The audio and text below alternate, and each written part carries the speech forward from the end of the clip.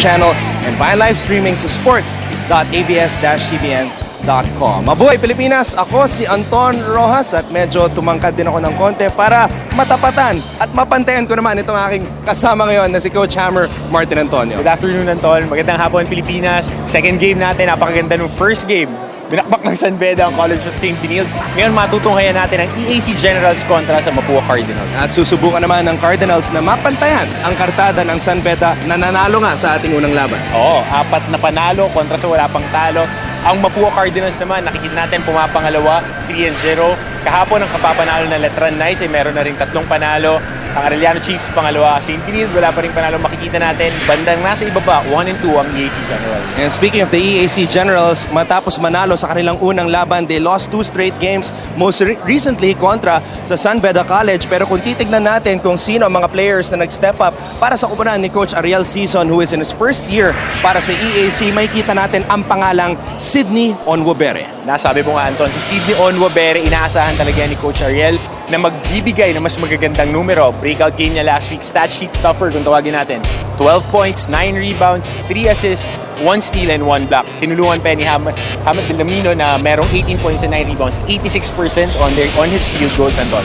Speaking of stuffing the stat sheet rather, Lamino Hamadu has really been playing well, double-double numbers, pero silipin muna natin ang mga stats nitong si Sydney Onwabere. Makikita natin, almost 32 minutes ang inilaro niya. Mababa ang field goal shooting niya, pero again, the effort is there. 9 rebounds and countless possessions na talagang dinisrupt niya para sa EAC Generals. Leadership ang inaasahan ni Coach Ariel Season dito kay Sydney, isa sa mga veteranong manlalaro para sa kanyang kupunan. And speaking of leadership, that is exactly what CJ Isit, the team captain of Mapua, provides for the Cardinals of Coach Atoy Ko. Sinabi mo nga, leader ng Mapua Cardinals. Etong si CJ Isit, nagpakitang gilas yan. 16 points, 4 rebounds, an assist, and 5 steals. Etong season na to, napakataas ng kanyang nilalaro. Kailangan yan, lalong-lalo na ngayong game na to. And he has been sensational so far para sa Mapua, who are not going to be with Allwell Oraime today. Malalaman natin kung bakit mamaya sa ating kasamang si Siege Tantenko. Pero bago natin puntahan si Siege, dito muna tayo kay CJ, the sensational numbers indeed. Napaka-sensational nga. Again, ang pinakamalaking number dyan, ang stat niya is 50% on his field goals.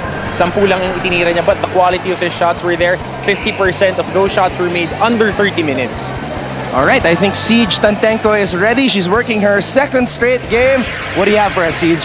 Ay nako, Anton at Coach Martin, kahit ilang games nyo pa ako itapon dito, game na game lang kasi napakaganda ng aksyon natin dito sa NCAA. Sa ating mga pamilyang nanunood sa kanilang bahay o sa live stream, pwede kayong sumali sa ating usapan. Ang question of the day natin ay, sino ang inyong paboritong NCAA player at bakit?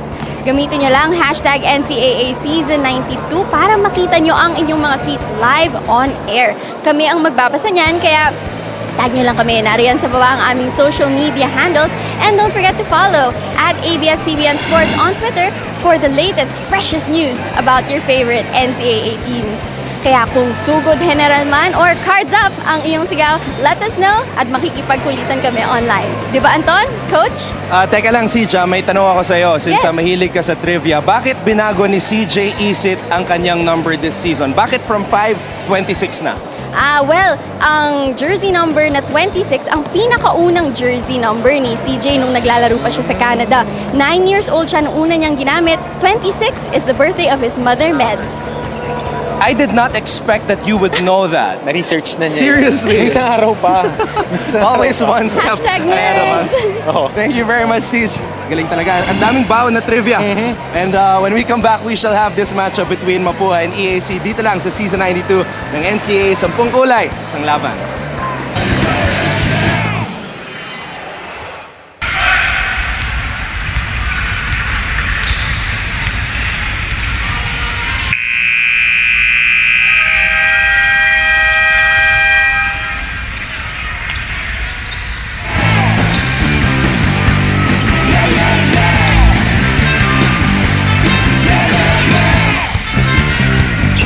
Ladies and gentlemen, we bring you our second of 3 matches this payday Friday from the Filoil Center. This is your Season 92 of the NCAA Senior Division. Let us now meet the starters. beginning with the EAC Generals. Power forward number 1, Sydney Onwobere. Forward number 14, Jeric Diego. Center number 15, Hamado Lamino. Point guard number 11, Jorem Morada. And the off guard number 24, IG King. Head coach of the Generals, Ariel Sison. And now let us meet the Mapua Cardinals. Forward number 4, XC Biteng. Power forward number 27, Justin Serrano. Center number 16, Kim Magbo. Off guard number 24, Lawrence Victoria. And at point guard number 26, CJ Isit. The head coach of the Cardinals, Atoy Ko. The officials for game number 18, Rigor Boron, Salvador Cortez. And we are all set para sa ating pangalawang laban ngayong Biyernes. It is Emilio Aguinaldo College versus Mapua. And the big bit of news para sa ating laban ngayon, hindi maglalaro si Olwell Oraime. Bakit? Malalaman natin mula sa ating courtside reporter na si Siege Tandenko maya-maya lamang. So, the big men of Coach Atoy Ko have a great opportunity to step up and show what they can do. Kenneth Magboo is start defend Hamadu Lamino dito sa bakbakan na to. Napakalaking responsibilidad niyan, Anton. Defending a guy who is 6'8", 6'9", could control the boards and score inside. Itong si Hamadu Lamino, big challenge yan para kay Magboo. And the guard from Davao City, playing in his 5th year, Jore Morada, starts off the scoring with that jumper. Yeah, former national team standout tong si Jore Morada, Anton. And he is tasked to defend CJ Isit dito sa laban na to. Inside pass, Magboo finds Isit. Isit from the baseline. It is short. Tapping ng bola, mapupulot ni IG King. Morada changed his mind, found Jeric Diego. Very good attack and pull-back dribble there by Jore Morada. Kita mo naman yung confidence, Anton. Ang ganda rin ng cut ni Diego on the backdoor. Nakita natin si Ariel Sison, who used to be the dean of EAC bago niya tinanggap ang kanyang bagong role bilang head coach ng EAC Generals. Ano kayo mas stressful, maging coach o maging dean? And that's a good question. Maybe we can ask Ariel Sison that in our succeeding games. Pero bago yun, silipin muna natin itong napakagandang play na pinakita ng Generals kanina. Morada finding Diego underneath. Ganda rin yung base ni Diego doon off the backdoor. Nakataligod yung defenders niya doon. So easily, ang dali ng basket niya. Baseline jumper is good for Diego. So mainit ang simula ng EAC Generals dito sa laban na to. Isit orchestrating the offense. Masyadong malagkit yung depensa nitong si Morada. Natawagan sila ng handshake kasi Anton, hindi mo pwede gamitin yung forearm mo to impede the movement of the attacker. You must open your arms and just use your legs to defend ka nga nila. Isit finds the sharpshooter, XC Biteng, who knocks down his first triple of the game. Anton, last year, ganyan din nag-step up kung si XC Biteng at si Shane Minina. Nagkaroon ng injury para sa Mapua Cardinals which propelled them to the Final Four. Ngayon, meron rin kaunting absence sa kanila dahil wala ang kanilang Mr. Barbara Walters, si Olwell Oraime, Mr. 2020 himself. Samantala, EAC having trouble getting the ball dito kay Lamino. And one of the guys who has stepped up para sa Mapua, Andrew Estrella, getting ready para kay Coach Atoy Ko. Isit loses the handle. May foul na tinawag dito. It's on Diego. Number 14, Jeric Diego, his first 2 on the Generals. Nagbago rin talaga yung complexion nitong EAC Generals, Anton, ano? This year, they're more aggressive on defense. Last year, medyo tentative sila Isit, half spin, takes a shot, doesn't drop. Victoria, napulot ang bola, linabas kay Biteng. Back to Victoria against IG King. That was a Giovanni Halalon type of move right there. You turn around one-handed hook. Oo, medyo pilit yung mga tira nitong EAC Generals. Ng Mapua Cardinals rather, Anton. They're taking low percentage shots. Isit, umarangkada. Binigay kay Victoria. Victoria with a hesitation move. Floater over Amado Lamino. It's floating over the clouds, Anton. Napakataas yung tira na yun. Matangkad tong si Amado Lamino. Magaling pang sumubal-bal. Pero nakabasket doon. Itong si number 24, Victoria. So after a 6-0 start, 5 magkasunod na puntos ang naitala ng Mapua dito sa laban na to. Amado hands it off to Morada. Onwubere recovers the basketball. Onwubere linabas dito kay IG King.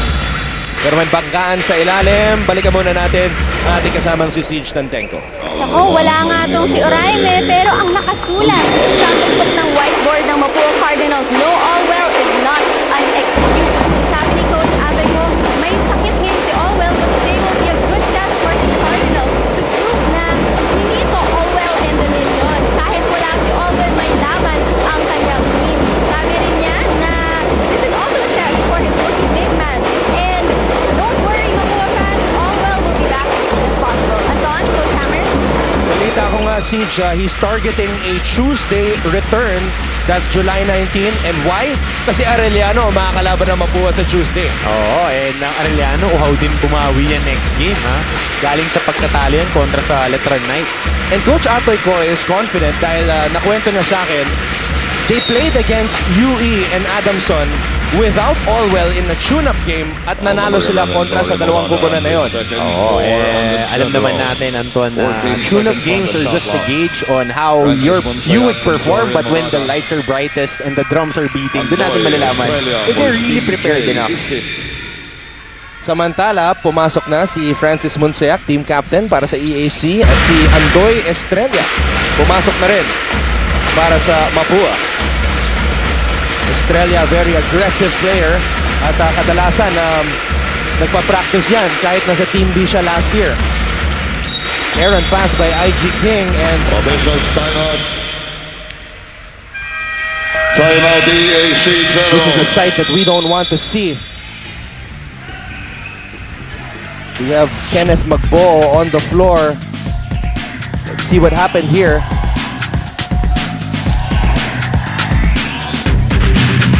Natumba ng mag-isa. Dun sa pagkakapin niya, mukhang we're trying to see what happened.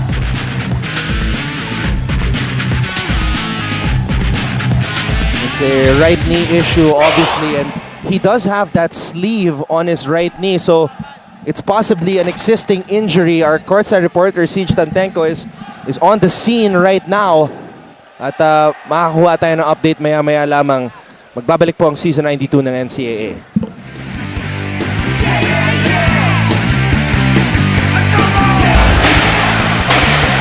Kenneth Magbo and Coach Ed Cordero. This is the worst nightmare of every athlete.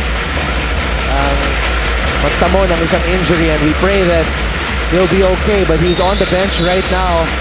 We'll get an update maya-maya lamang po. Now, nabanggit nga natin kanina, report ni Siege Tantenko, may sakit si Allwell Oraime. He played sick in one of their previous games. At ito ang mga numero na kailangan magawa ng mga teammates ni Allwell dahil nga hindi siya maglalaro dito sa laban na to. Oh, again, number 2 in scoring, number 1 in rebounding, number 1 in block shots, Mr. Barbara Walters 2020. Anton, napakalaking bagay niyan. And their primary reserve big man, ito si Magbo, ay mukhang nagkaroon ng non-contact injury yun, Anton. We'll see what the team physicians would say. So now it's Christian Bunyag's turn. Coach Atoy Co's tallest big man aside from Oraime. He's 6'7". Three-pointer does not fall for Justin Serrano. Rebound, EAC. Monseac, the little general. Umarangkada, pinasa kay Diego. In and out, rebound by Estrella. Itong Estrella, small forward eh. Mukhang guard din talaga eh. Exhibiting, kapos ang tira, tapi ka ng bola, mapupunta kay Lamino. Munsayak gives it up to Onwo Bere. Onwo Bere. Dire-diretso for the fast break layup. Oo, kontra Pectus pa yung paa doon ni Sidney Onwobere. And yun yung strength niya talaga. As a small forward, power forward, yun yung ano niya open court basketball sense. What a shot right there by Paul Victoria. Alright, let's get that injury update. Balikan natin si Siege ng tempo. Yes, Anton, bakas sa mukha ni Magbuo kanina ang worry dahil sa kanyang tuhod. Tumunog daw ito kanina and this is not a good sign coming from the fact na meron siyang injury last year. On the way na ang kanilang PT na si Julius Magaling and they hope that this is not as serious as it seems. Pagaling tayo, Magbuo. Back to you, Anton. Ito muli ang nangyari kay Kenneth Magbuo. Alam mo, Anton, nakasabay ko pa to sa Rehab Center noon dun sa Meta Factor sa may Ross Boulevard. I've seen him rehabbing for the longest time. And then, dapat lalaro niya yan last year and he was being taken care of by Coach Mayas, sila Ma'am Alot doon. And then now, it's a very sad occurrence kung ano man yung nangyari sa kanya. Hopefully, it's not that worse for Mr. Magbuo. His knee is getting iced right now and we pray for a speedy recovery, but right now EAC very aggressive dito sa bakbakan na to, leading Mapua 10-9. But here come the Cardinals. Onwo Bere is able to reach for that basketball. Changes that shot. Lamino, difficult shot, and nahirapan siya dito sa 6'7" na si Christian Bunyag. Hindi lang kasi 6'7" si Bunyag, Anton. Maganda yung activity level niya. He moves well. He doesn't bring down his arms. He gives you contact. Hindi nakakapunta si Amadou Lamino dun sa mga sweet spots. For Lawrence Victoria. Orquina, pumasok sa unang pagkakataon dito sa bakbakan na to. You know, interestingly, both these teams, Martin, unlike the other teams na merong tatlong reserves, which is part of one of the rule changes ngayong NCAA, both EAC and Mapua just have 15 players on their lineup. Oo, mukhang sagad lang talaga yung 15 gagamitin. Ito lang yung mga mandirigma na pinadala ng mga tribo nila. At importante ng mandirigma ng mga yan, susugod na magkasabay. Mahirap kasi pag mag-isa Pagka mag-isa ka, doon ka nababaril. Sa gihera, Anton. Raymond Pascua gives it to Hamadou. Hand off to Munsayak. Munsayak decides to fire. It is short. Rebound Serrano. Stop and pop jumper does not work right there for Almel Orquina.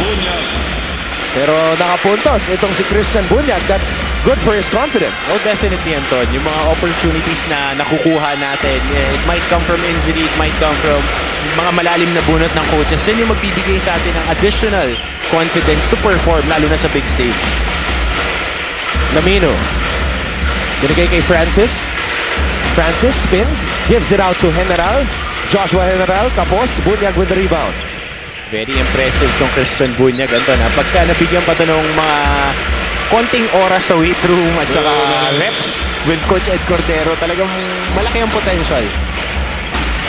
Raymond Pascua, binigay sa loob. Lamino! Is that gonna count? No basket. The referee says no count. Oo, sa seal pa lang natawagan na si Christian Bunyag ng foul doon. 1 minute and 52 remaining in the first. Magbabalik po ang NCAA Season 92. Ang NCAA Season 92, and of course we have our Smile Your On Cam segment. I'm sure our colleague Andre Felix would like her hat. Oh, definitely. And thumbs up ulit ako kay Derek Awet, Like, i-share ko na later. Samantala, ang ating talaan, 13 para sa Mapua, 10 lamang para sa EAC with a minute and 52 to go here in the first quarter. Hindi makapitalize ng EAC yung size advantage nila, Anton. Even without Olwell or Raime there, hindi nila mapuntahan talaga sa sweet spot na si Amadou Lamino. Natutulak din kasi. Munsayak, behind the back dribble. That's traveling on Francis Munsayak. Oh, na wala yung footing niya doon on that jump stop. Francis Monseac owning up his mistake.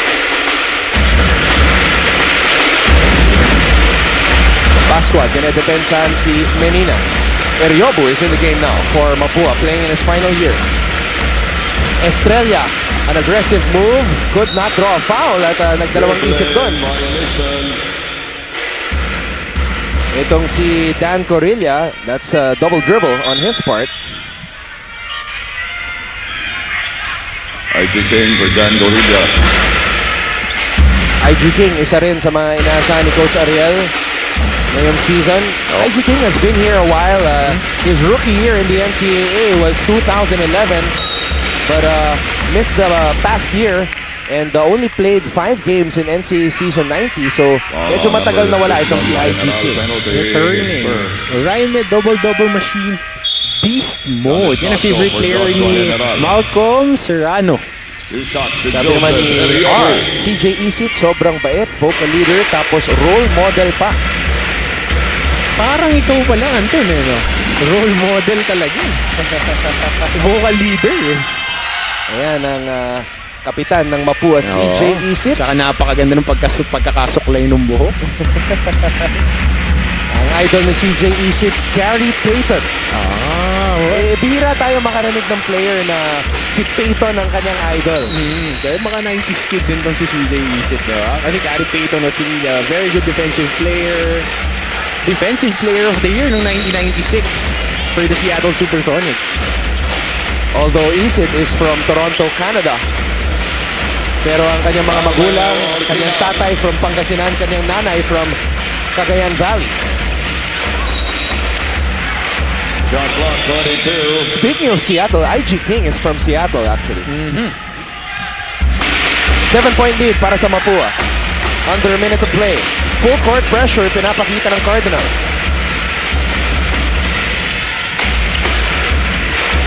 Monseac decides to shoot. Rebound Eriobu. Menina. Inside pass to Eriobu. Ano naman yun? Joseph Eriobu. Anto, naging kakampi ko pa yan, ha? Joseph Eriobu during my last few tournaments. Kakampi ko pa yan si Joseph Eriobu. Natuwa ako nung nakita ko ulit, eh. Parang legend na itong si Joshua Eriobu. Oo, alam. Nafe-feel ko tuloy na matanda na ako, Anton, kasi nung rookie ako sa PBL, kakampi ko si Coach Jeff Napa. Tapos last year na, nung huli kong kakampi sa... Alam mo, Marks, tinanong ko na ito sa'yo na previous coverage. How old are you really? Old enough. Lamino with a jump hook. It is short. Orquina has to shoot. Would have counted if it went in, pero hindi pumasok. That will do it for the first 10 minutes of play. Menina finding your former teammate, Joseph Eriobu, na naglaro sa Perps nung high school, naglaro sa NU Bulldogs. Ngayon, nagbabalik para sa Mapua Cardinals na lamang ngayon, 19-10 kontra sa EAC. More highlights. Jeric Diego starting off well for the Generals. At syempre, itong sharpshooter na si Piteng, always ready to fire. Monseac naman, nakita si Onwu Bere, lumusot sa traffic, puntos sa fast break. More highlights. Let's keep it coming. Bank shot is good for one of the new additions sa Mapua, si Almel Orquina. Once again, 90-10 ang ating talaan at the end of quarter number 2 sa aming pagbabalik. Ito po ang NCAA Season 92 sa Pungkulay, isang laban. To watch the latest game highlights, subscribe to ABS-CBN Sports in Action YouTube channel.